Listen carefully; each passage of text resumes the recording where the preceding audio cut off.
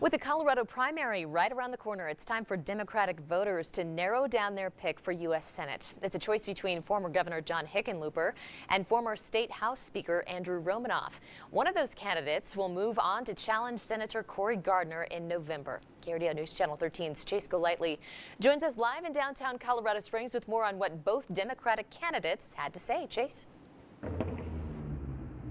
Heather, Hickenlooper and Romanoff both described the key focuses of their campaign to me, and each had his own take on why he thinks they can take down Senator Cory Gardner later this fall.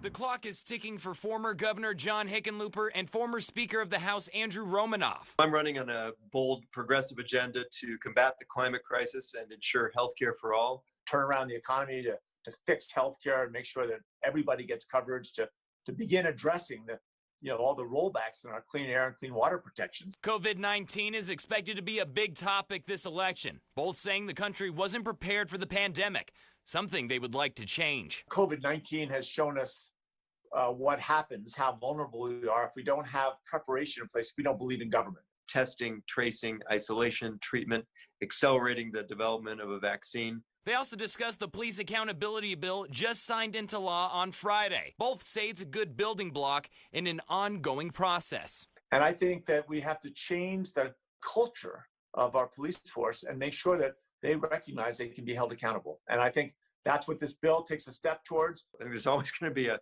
responsibility to enforce the law. I'm not for abandoning the agencies themselves, but rather to invest in the prevention and treatment. Whoever wins on June 30th will go against Republican incumbent Senator Cory Gardner. Hickenlooper says he is Colorado's best bet at beating Gardner, saying he has the experience needed. I mean, Andrew hasn't won a campaign in 14 years. But now I am the person that Cory Gardner and the Republicans worry about the most. But Romanoff says the GOP has more fuel to use against Hickenlooper after an ethics committee ruled the former Gov violated state law on gifts and made racially insensitive comments in 2014 that recently resurfaced.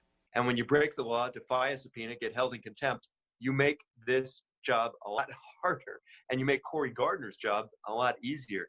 And while the polls indicate the race between the two is getting closer, Hickenlooper doesn't believe it will cost him the race. They're going to attack me with everything but the kitchen sink. I don't think it's going to stick. I really don't. I think we're going to rise above that. And I think the voters are going to come out and support me. Again, the primary is on June 30th, and you need to have your ballots turned in by 7 o'clock that night. Reporting live in downtown Colorado Springs, Chase Golightly, KRDO News Channel 13.